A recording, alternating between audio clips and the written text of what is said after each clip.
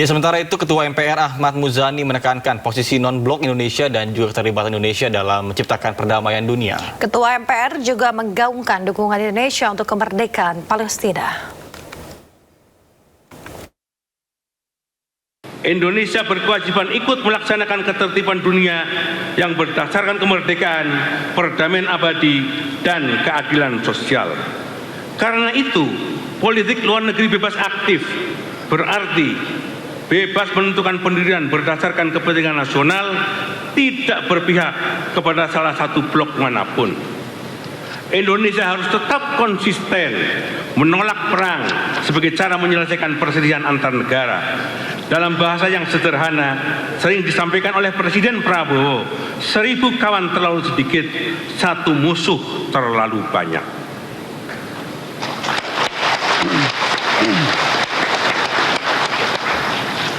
Serangan terhadap negara yang berdaulat tidak dapat dibenarkan. Kedaulatan wilayah dan kemerdekaan politik setiap warga wajib dihormati. Tidak boleh ada negara manapun yang merasa berhak untuk menentukan nasib bangsa lain. Karena itu, melalui mimbar yang terhormat ini, kami menyerukan penghentian perang di kawasan Timur Tengah dan di belahan dunia lainnya. Mengutamakan diplomasi sebagai jalan untuk membicarakan semua perbedaan. Kita tidak boleh kehilangan kata-kata dan kesabaran untuk mencari jalan perdamaian melalui meja perundingan. Perdamaian adalah keberanian untuk menahan diri, kesediaan mendengar, dan kemampuan menempatkan kehidupan manusia di atas ambisi kekuasaan. Dunia tidak membutuhkan perang, dunia membutuhkan keberanian untuk berdamai. Sidang majelis, saudara-saudara sebangsa dan setanah air. Perang juga telah membawa korban bagi pemimpin Iran.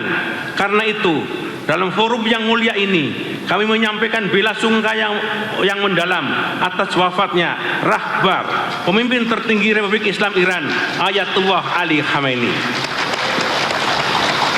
Perkenankan pula kami menyampaikan bela sungkawa dan simpati yang setulus-tulusnya atas wafatnya Emir Qatar, Sheikh Hamid bin Khalifa Al Thani.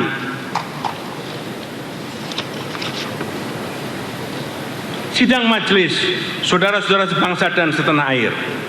Dalam persoalan Palestina, sikap Indonesia tidak pernah berubah dan tidak pernah bergeser. Dukungan atas perjuangan Palestina bukanlah permusuhan terhadap satu agama atau bangsa. Dukungan terhadap perjuangan Palestina dan kemerdekaan Palestina berakar pada sejarah perjuangan bangsa dan konstitusi. Bangsa Indonesia mengalami sendiri pahitnya penjajahan perang. Karena itulah kita tidak dapat berdiam diri ketika bangsa lain masih hidup di bawah pendudukan dan kekerasan.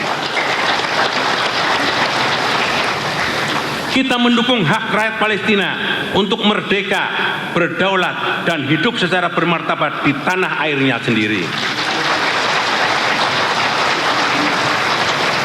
Rakyat dan bangsa Indonesia akan terus berdiri bersama rakyat Palestina.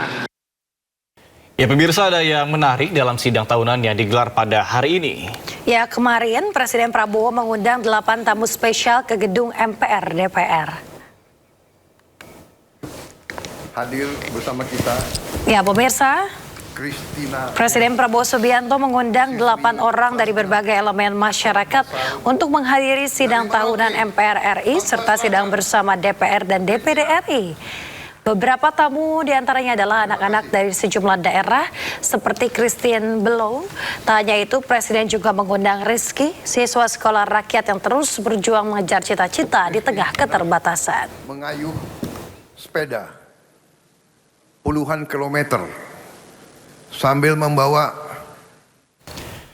Informasi lainnya, pemirsa, Menteri Hukum Supratman Andi Aktas mendukung putusan MK tentang pasal penghinaan Presiden dan Wakil Presiden. Ya, menurut Supratman, putusan MK tersebut memberikan kepastian hukum terkait pidana yang menyangkut harkat dan martabat Presiden maupun Wakil Presiden.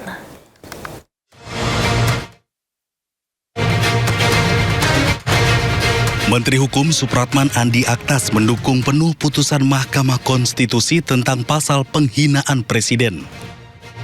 Menurut Supratman, putusan MK semakin mempertegas aturan yang sudah ada.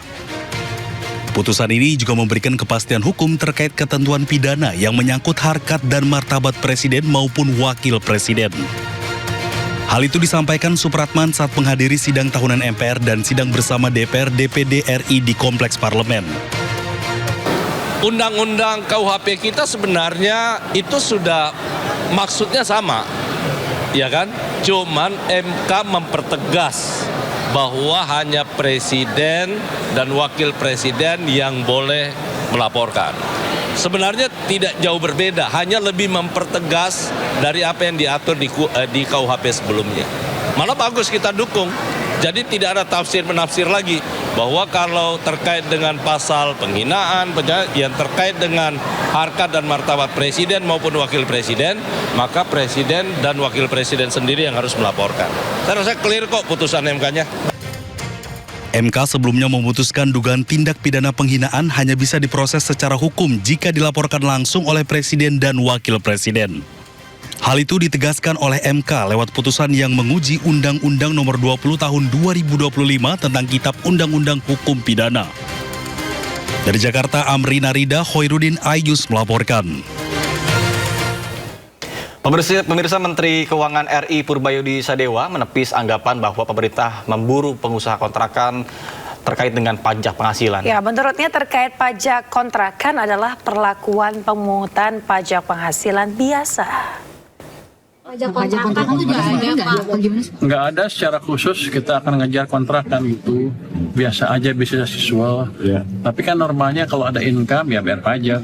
Itu kan biasa. Cuman kalau kita akan ngejar kontrakan, nggak ada perintah seperti itu. Jadi bukan pajak baru dan... Pemirsa, Partai Perindo sukses menggelar bimbingan teknis bagi para kader muda dan saksi di Jakarta Barat. Acara ini juga menjadi langkah dalam mempersiapkan verifikasi partai politik sekaligus mengakomodasi keterlibatan anak muda untuk dapat memberikan kontribusi nyata bagi masyarakat.